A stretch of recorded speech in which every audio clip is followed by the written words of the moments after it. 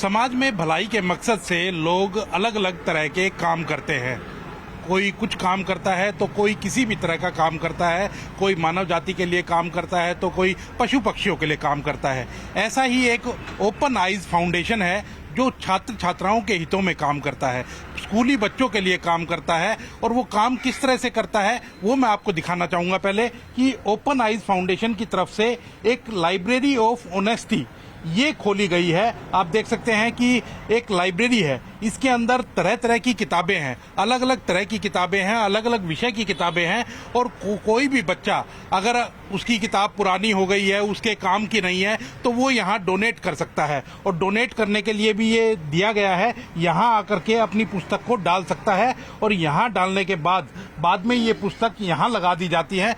कोई भी बच्चा यहाँ आकर के देख सकता है, अगर उसको कोई पसंद आती है पुस्तक तो वो ले जा सकता है और पढ़ने के बाद वापस यहीं दे करके यहीं रख करके जा सकता है। ओपन आइज फाउंडेशन के जो प्रेसिडेंट हैं, जो इसको पूरे को चलाते हैं, वो संदीप हैं। उनसे बातचीत करते हैं। संदीप जी, आपसे जानना चाहूंगा कि कब ये आपके दिमाग में आया और कैसे दिमाग में आया ये आइडिया?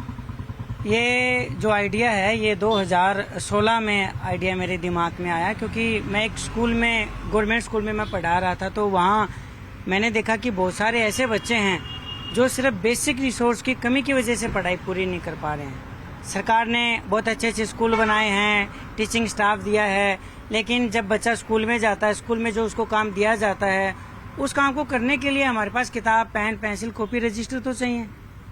तो बच्चे वहीं दम तोड़ देते हैं। तो मुझे लगा कि इस दिशा में कुछ काम करना चाहिए। तो वहाँ से मेरे दिमाग में एक आइडिया आया कि इतने सारे बच्चे हैं, लेकिन इसके लिए तो बहुत पैसा लगेगा। अब पैसा है नहीं, तो फिर ये सोचा क्यों ना हम जितने भी पढ़ी हुई चीज़ें हैं एजुकेशन की, जो लोगों के घरों में रखी हुई हैं, उन सारे सामान को इकट्ठा किया जाए और उनको सही किया जाए और उन बच्चों तक पहुंचाया जाए। ये कहाँ कहाँ खोली गई है, कितनी खोली गई है, और बच्चे अगर ले जाते हैं तो वापस कितने बच्चे देके जाते हैं? लाइब्रेरी ऑफ ऑनेस्टी एक पार्ट है हमारे इस काम का, क्योंकि जब हम सारी किताबों को इकट्ठा करते हैं तो हमारे पास फिक्शन, नॉन फिक्शन, बायोग्राफी की किताबें आती हैं। तो इन किताबों को जो है आम लोग, मतलब जो नीडी जो बच्चे हैं, वो पढ़ते नहीं हैं। तो इनके लिए हमने सोचा क्यों ना हम आम लोगों तक ये किताब पहुँचाएँ।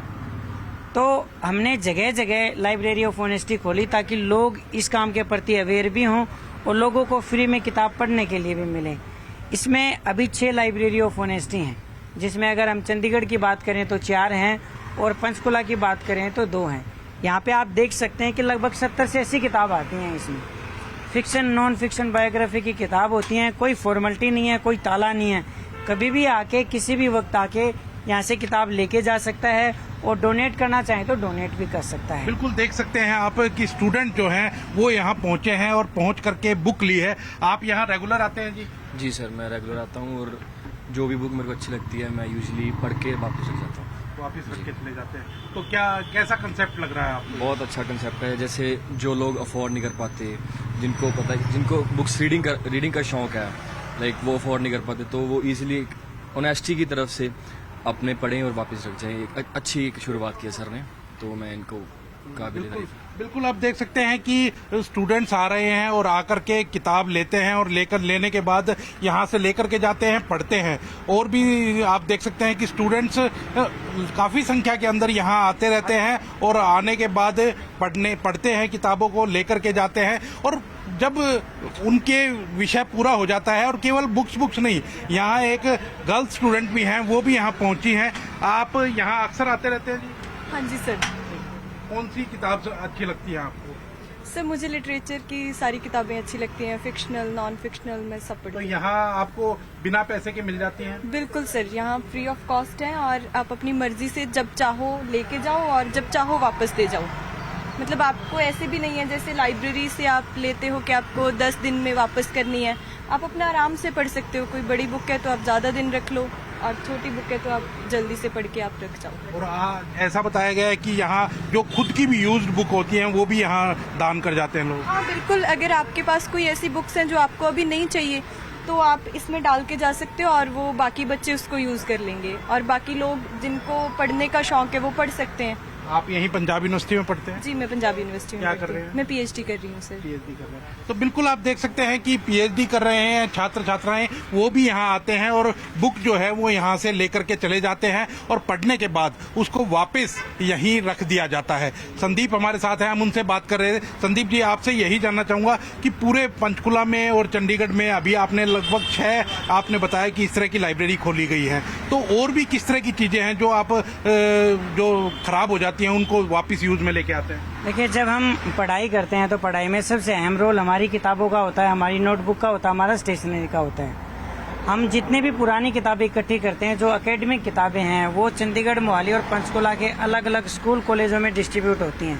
अभी तक अगर सिर्फ किताबों की बात करें तो हम 1.5 लाख के करीब 6 साल में किताबें डिस्ट्रीब्यूट कर चुके हैं। साथ में हम क्या करते हैं कि जैसे आप पेन का इस्तेमाल करते हो, पेन जब खाली होता है तो हम उसे फेंक देते हैं, लेकिन हम क्या करते हैं कि उस पेन में रिफिल दोबारा डाल देते हैं और नया पेन तैयार कर देते हैं। जो आधी भरी नोटबुक होती है, आधी खाली होती है, तो खाली पेज निकाल लेते हैं, नई नोटबुक तैयार कर देते हैं। इसी तरीके से शार्पनर का करते हैं। किसी शार्पनर की बॉडी अच्छी होती है, किसी का कटर अच्छा होता है, उसका कटर निकाल के उसकी बॉडी में डाल दिया। तो इस तरह का सारा सामान है। और ये सारी चीज़ों को हम इकट्ठी कैसे करते हैं? अलग अलग जगह हमने बुक डोनेशन बॉक्स लगाए हैं। हमारी मोबाइल लाइब्रेरी है जो स्कूल और कॉलेजों में फ्री ऑफ कॉस्ट किताब बांटती है, लोगों को अवेयर करती है, पब्लिक प्लेसेज में जाती है।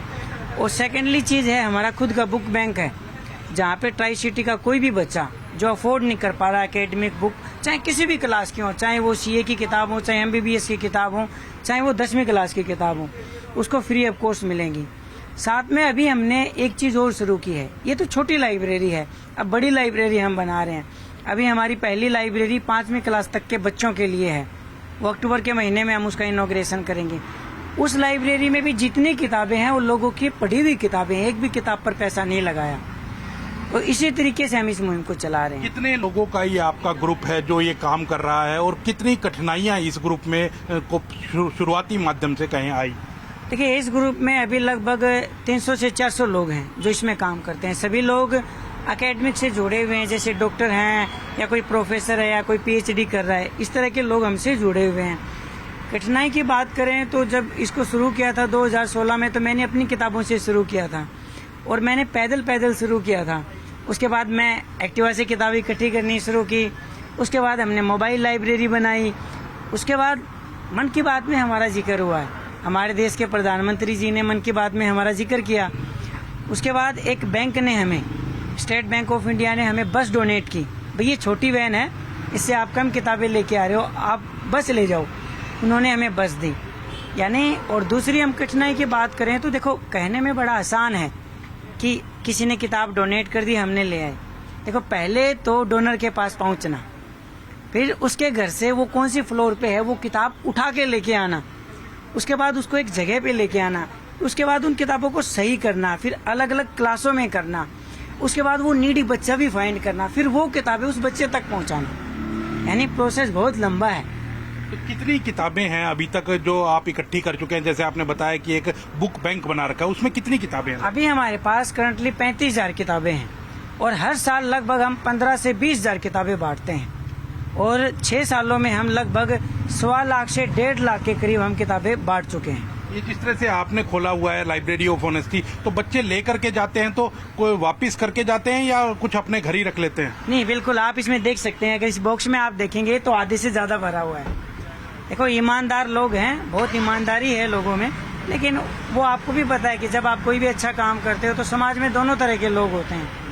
कुछ लोग किताब ले जाते हैं, वापस नहीं करते हैं, लेकिन जो लोग वापस करते हैं वो डबल कर देते हैं। तो एक बैलेंस रहता है, उस बैलेंस की वजह से हर चीज सस्टेन रही है। आपने कहा कि मन की बात के अंदर आपका जिक्र आया था, कब प्रधानमंत्री जी ने अपनी मन की बात के एपिसोड के अंदर आपकी बात रखी? ये कोरोना के टाइम में हमने मोबाइल लाइब्रेरी से, देखिए बात अभी नीडी की हम कह रहे थे कि हम नीडी लोगों को हम एकेडमिक बुक देते हैं। कोरोना के टाइम में हर व्यक्ति नीडी था, क्योंकि घर से बाहर जा नहीं सकता था और दुकानें खुली नहीं है, लोगों को किताबें चाहिए। तो उस दौरान हमने लोगों के घर जाकर डोर स्टेप पे हमने किताबें बांटी हैं लोगों को।